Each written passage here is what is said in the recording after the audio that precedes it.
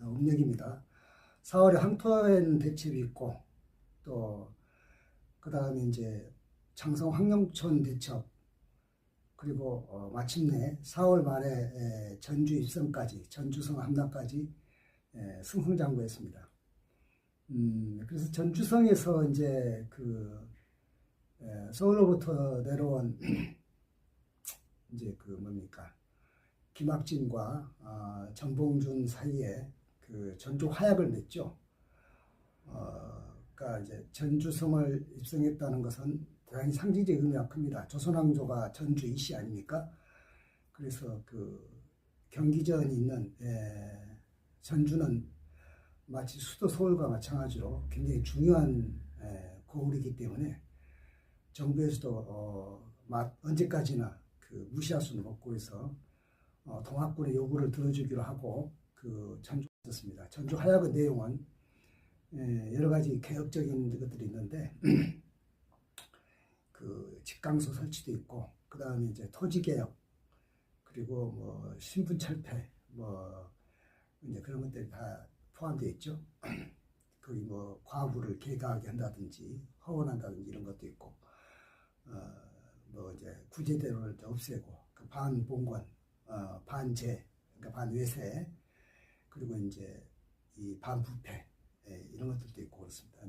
그래서 이제 전주 화약이 잘 맺어지고 났으니까 이제 모든 것이 잘 됐어요. 정부에서는 이제 교정청을 설치해서 전주 화약의 내용을 잘 폐정 개혁안을 잘 실천하기로 그렇게 하고 잘 끝났어요. 그래서 동학군도 이제 해산하기로 하고 이렇게 됐던 것입니다. 그런데 이제 문제가 어디서 불거졌냐면은 원래 그러니까 동학 혁명이 일어나자마자 정부에서 민비는 이제 청나라에다가 진압 군대를 요청을 했습니다. 사실 그걸 이제 하지 말았어야 했는데 그런데 이제 청국군은 들어올 때 청국군만 들어온 게 아니라 그 전에 과거에 갑신정변 때 그러니까 10년 전 갑신정변 때 그때 또 우리 민비가 두 번째로 이모군란 다음으로 청국군을 다시 요청한 적이 있었는데 그때 이제 진압군이 들어와 가지고 청국군이 갑신정을 진압하는 과정에서 일본 예비교부라든가 이런 사람들을 좀 희생당한 일이 있었거든요. 그래서 이제 서로 청일 양국 간에 텐진 조약을 맺은 것이 있어요. 뭐냐면은 조선반도에 군대를 보낼 때는 서로 알려주기로. 그리고 일본군은 어디로 들어왔냐면 바로 경복궁 쪽으로 들어왔어요. 인천으로 해가지고 청국군은 이제 동학 혁명을 진압한답시고 이제 충청도라든가 경기도 남부 쪽으로 들어왔는데 들어올 목적이 서로 달랐던 거죠.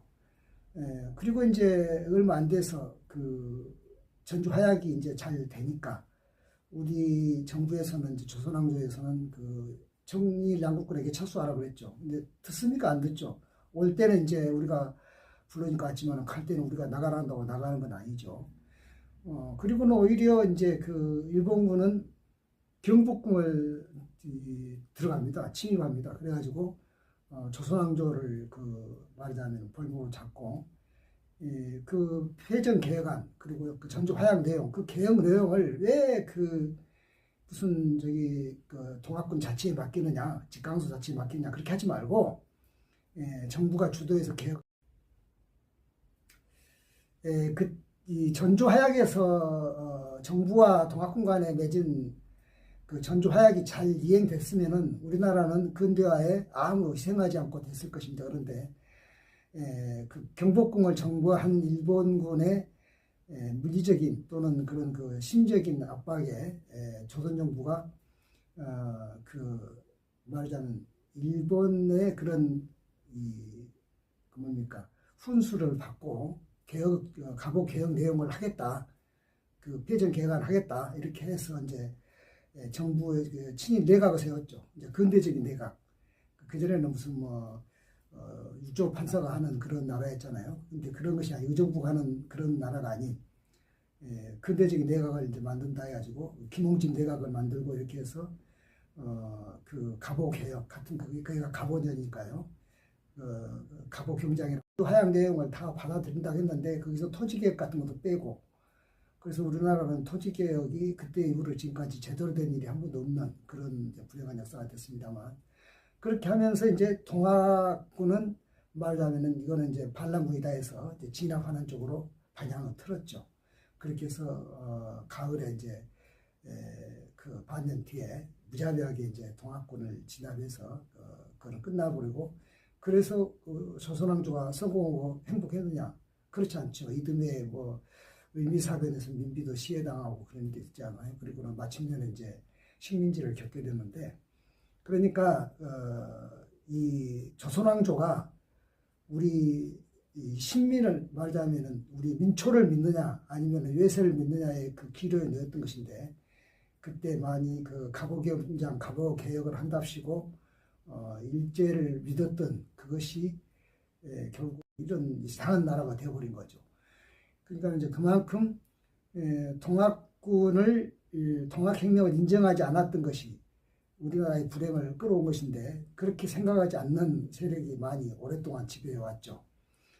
그래서 이제 그 원래 가을에 다시 이제 동학군이 재봉기하게 된 이유가 뭐냐면 전주 하약을 맺어놓고 서로 잘하기라고 헤어졌는데 이 정부가 그 일본의 훈수를 받고서 갑오개혁을 한답시고 이 뜻대로 안 되고 또 일본이 더욱 이제 그 청일전쟁한테서 이기고 나니까는 그야말로 마치 이제 종주국량 우리나라를 좌지우지하니까 동학군이 이제 이거 안 되겠다. 우리가 이게 처음에 그 개혁하고자 하는 것이 제대로 안 되겠다. 이것이 그 말하자면은 백성들에 의한 계획이 아니지 않느냐 이렇게 해가지고 다시 재봉기를 했어요. 그래서 뭐 우금치 전투라든가 이런 것도 일어났는데 그 우금치 전투에서 이제 비참하게 그 패배를 했죠. 그리고 그 한평동학도 이제 음력으로 11월 말일날 그래서 12월 말일날 그 고막원 전투에서 그 마지막 패하고 그 호남 쪽에 그러니까 전달남도 쪽에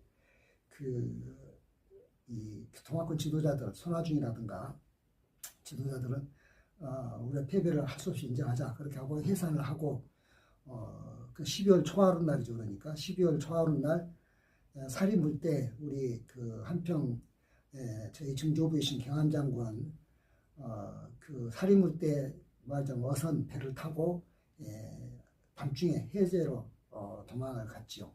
그렇게 해서 완전히 이제 실패했죠. 근데 그 12월 초하룻 날, 12월 초 사흘 날부터 그 수성군 관군의 지시를 받는 수성군은 이제 그 의용군처럼 관군은 아니고 지역에서 이제 관군의 그 말하자면은 의용군처럼 뽑힌 인력인데 나주 목사 민종열에 의해서 지휘를 받던 수성군이 한평만을 봉쇄를 했습니다. 근데 사실은 저희 증조부는 이제 봉쇄 직전에 이제 피신을 했기 때문에 살아남았는데 현상수배를 당했습니다. 목에 만냥이 걸렸어요. 만냥이면은 요새 로또 당첨되는 것만 했다 그래요. 하여튼 그래서 검거되지 않고 해제해서 이제 그 1922년 나이를 드시고 이제 노안으로 돌아가셨죠.